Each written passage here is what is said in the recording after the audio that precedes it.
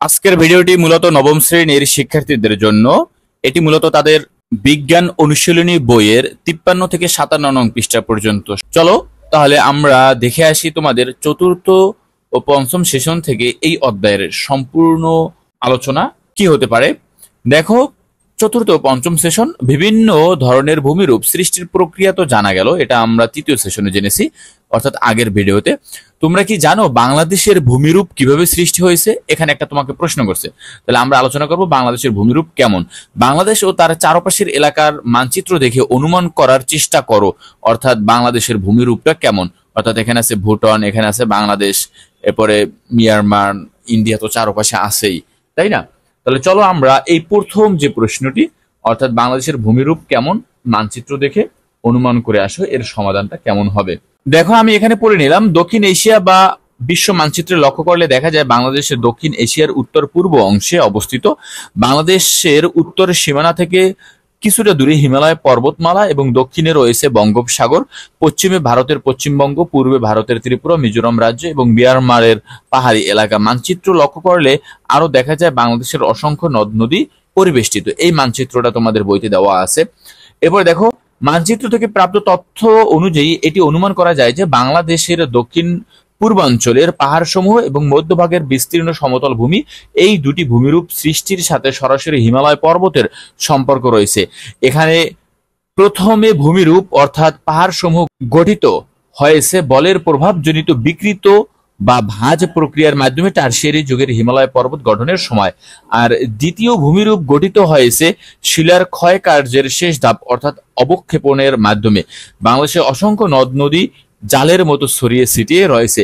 এই নদীগুলোই মূলত হিমালয় পর্বত মালার চূর্ণ বিচূর্ণ শিলা পরিবহন করে চলার পথে পলি হিসেবে জমা করে সুবিশাল প্লাবন ভূমি তৈরি করেছে এবং শেষ পর্যন্ত বঙ্গোপসাগর ও নদীগুলোর মোহনায় বিশ্বের বৃহত্তম বদ্বীপ অর্থাৎ বাংলাদেশের ভূমিরূপ গঠন করেছে। তাহলে আমরা জানলাম কিভাবে বাংলাদেশের ভূমিরূপ গঠন হয়েছে বা বাংলাদেশ কিভাবে গঠিত হয়েছে মানচিত্র অনুসারে। তার চারপাশের আলোচনা থেকে আমরা এটা বুঝতে পারি।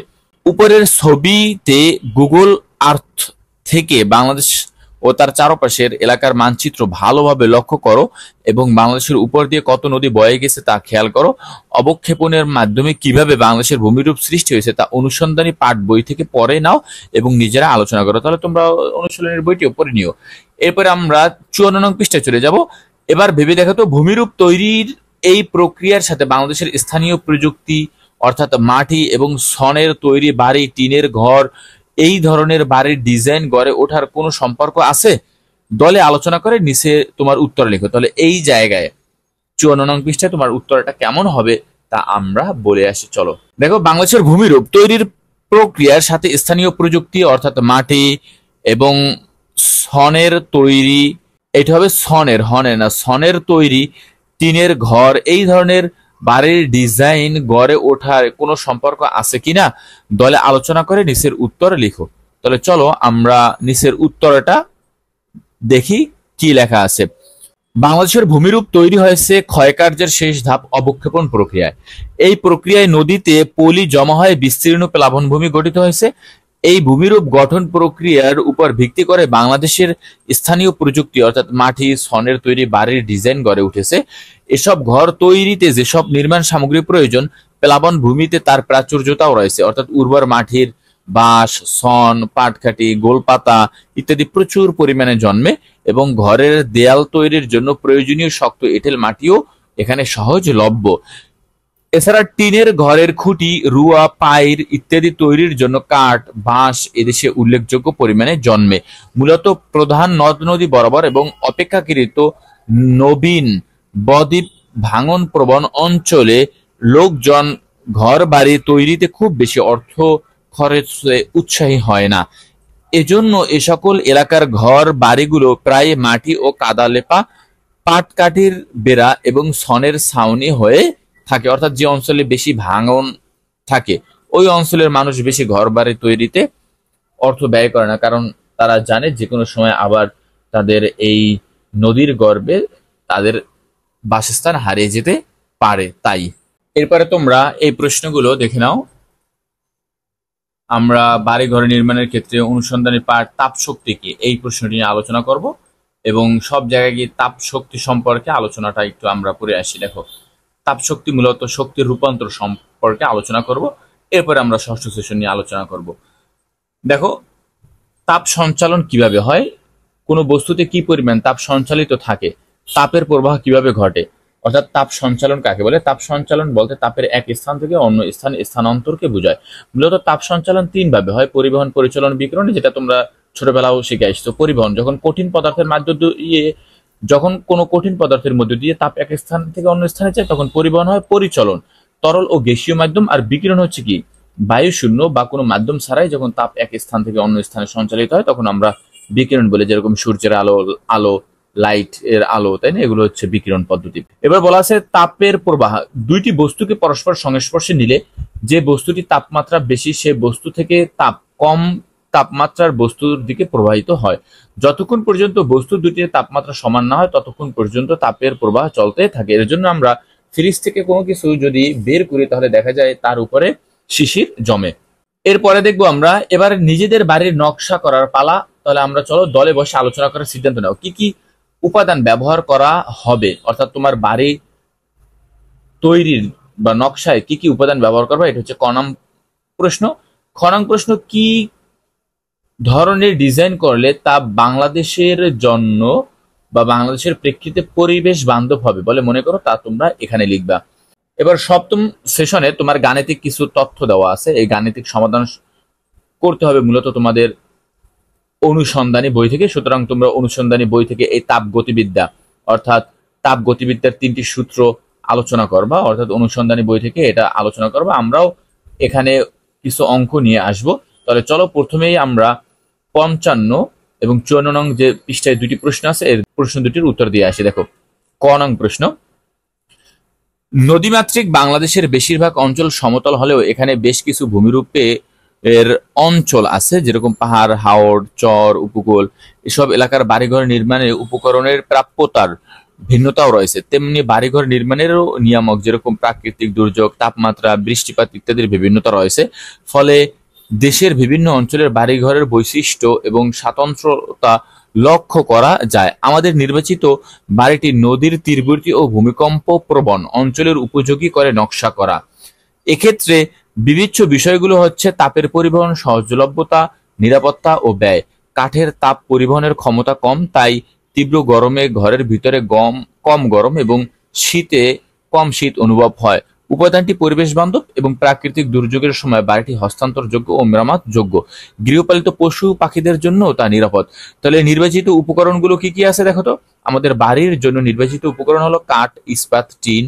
ইস্পাত দিয়ে ঘরের মূল কাঠামো ও ভিত্তি, কাঠ দিয়ে দেয়াল, দরজা, জানালা এবং টিন দিয়ে ছাদ তৈরি করা হবে। আলোচনা, এখন তোমাদের বন্ধুদের সাথে আলোচনা করে দেখো কিভাবে করা যায়। তাহলে আলোচনাটা এখানে আমি লিখে রাখলাম, তোমরা এইভাবে অথবা তোমরা যে সকল আলোচনা করবা তা তোমরা এখানে তুলে ধরবা ক নং প্রশ্নে।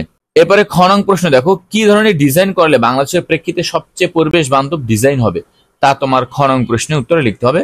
তাহলে দেখো, বাংলাদেশের বিভিন্ন অঞ্চলের ভূমিরূপ ও জলবায়ুর বিভিন্ন রকমের, সেই অনুযায়ী বাড়ির উপাদান ও নকশারও ভিন্নতা থাকতে হয়। পাহাড়ি এলাকার বন্য প্রাণী এবং অতিরিক্ত ঠান্ডা থেকে রক্ষার জন্য মাচাঙ্গ ঘর, উপকূলীয় ঘূর্ণিঝড় ও জলোচ্ছ্বাস থেকে রক্ষার জন্য ইট বা টিনের শক্ত কাঠামোর বাড়ি এবং নদী ভাঙন ও ভূমিকম্প ঝুঁকিতে থাকা টিন ও কাঠের বাড়ি এবং উত্তরবঙ্গের তীব্র গরম থেকে রক্ষার্থে মাটির ঘর সবচেয়ে বেশি উপযোগী ও পরিবেশ বান্ধব। অর্থাৎ বিভিন্ন স্থানের পরিবেশ বান্ধব ঘরের কথাই কিন্তু এখানে আলোচনা করা হয়েছে। দেখো, আমাদের বাড়িটি, আমি এটা একটু পড়ে নিই, তোমরা একটু পড়ো এবং লিখে নাও। আমাদের বাড়িটি মূলত ভূমিকম্প ও নদী ভাঙ্গন থেকে সুরক্ষার জন্য নির্মিত।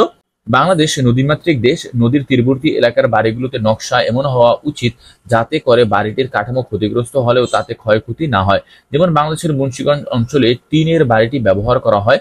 এই বাড়িগুলোর বিভিন্ন অংশ আলাদা করা যায় এবং এক স্থান থেকে অন্য স্থানে বহন করা যায়। ঐতিহ্যবাহী এইসব বাড়িঘর বেচা কেনার জন্য হাট বসে, দাম পরিশোধের পর ক্রেতা পছন্দ অনুযায়ী জায়গায় বসিয়ে দেওয়া হয়। টিনের পরিবর্তে কাঠ দিয়ে তৈরি করলে তা আরো সাশ্রয়ী হবে এবং গ্রীষ্মকালে তাপদাহ থেকে সুরক্ষা পাবে। বা দেবে, তাপদাহ থেকে সুরক্ষা দেয়। এছাড়াও ভূমিকম্প থেকে শহর অঞ্চলের সুরক্ষায় এই ধরনের ডিজাইন বেশ কার্যকরী।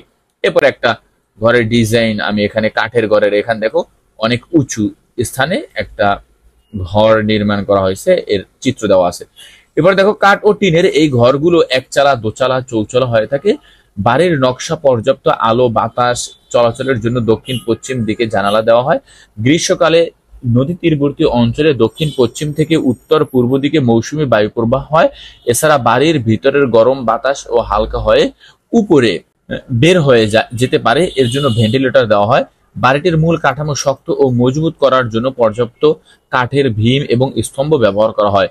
বাড়ির ফ্রেমে ইস্পাত কাঠ দিয়ে বানানোর পর তার উপরে টিন দিয়ে কোণাকৃতির ছাউনি দেওয়া হয়। বাড়ির নিচে ভিত্তি হিসেবে কাঠ ও ইস্পাত ব্যবহার করা হয়। নিচের ছবিতে প্রদর্শিত বাড়িগুলোর পরিমাপ সম্পর্কে একটু ধারণা দেওয়া হলো।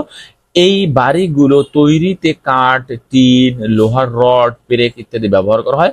বাংলাদেশ গ্রামাঞ্চলে এই ধরনের বাড়ি অনেক দেখা যায়। অর্থাৎ এই যে পরিমাপ, এই কথাটা না লিখলেও হবে তোমরা, অর্থাৎ কোন জায়গা থেকে না লিখলে হবে, বাড়ির নিচের ছবিতে এই কথাটা না লিখলেও পারো তোমরা, এই তথ্যটা লেখার দরকার নাই, বাকি সব তথ্যগুলো তোমরা এখান থেকে লিখে ফেলবা।